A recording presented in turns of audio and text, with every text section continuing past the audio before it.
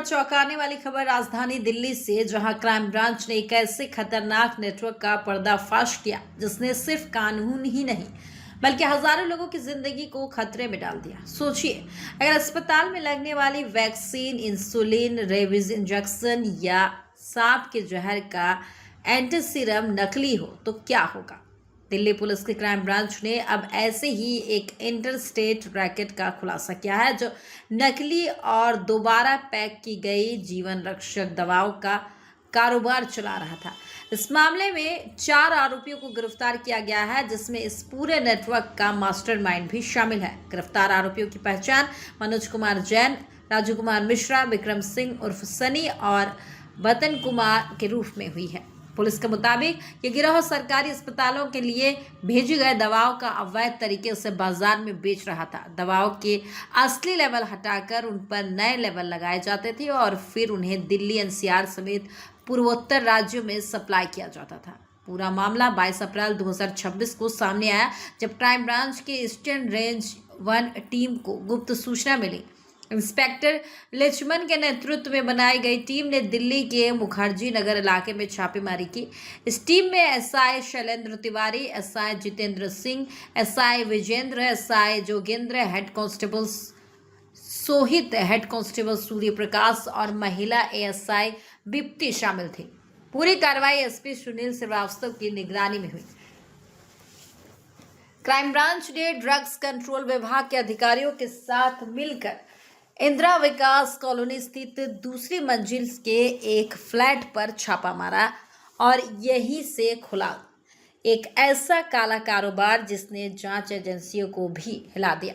छापेमारी के दौरान भारी मात्रा में नकली दवाएं, सरकारी सप्लाई की दवाएं, पैकेजिंग सामग्री, नकली लेवल और दवा पैक करने वाली मशीनें बरामद की गई। बरामद दवाओं में शामिल थी rabies vaccine, insulin, hepatitis B vaccine, human albumin, snake venom, antiserum, antibiotics और कैंसर की दवाएं तक। पुलिस के मुताबिक इन दवाओं की बाजार में कीमत करीब 6 करोड़ रुपए है। सबसे चौंकाने वाली बात यह है कि दवाएं सिर्फ नकली नहीं थी, बल्कि कई दवाएं सरकारी अस्पतालों की सप्लाई से चोरी कर ली गई थी।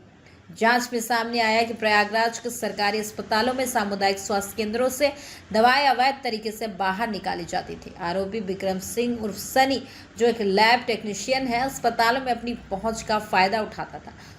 वो और उसका साथी वतन सरकारी अस्पताल से दवाएं जुटाकर मनोज कुमार जैन तक पहुंचाते थे। इसके बाद मुखर्जी नगर में बने गुप्त यूनिट में दवाओं के लेवल बदले जाते थे और उन्हें नए पैक में भरकर खुले बाजार में बेच दिया जाता था। पूछताछ में आरोपी मनोज कुमार जैन ने कबूल किया कि वो पिछले 1.5 साल से इस अवैध कारोबार में शामिल था।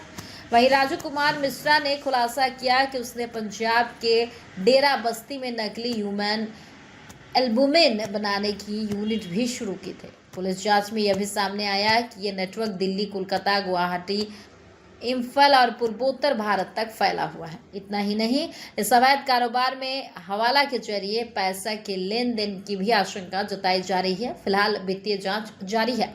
इस मामले में भारतीय न्याय संहिता 2023 और ड्रग्स एंड कॉस्मेटिक्स एक्ट 1940 की कई गंभीर धाराओं को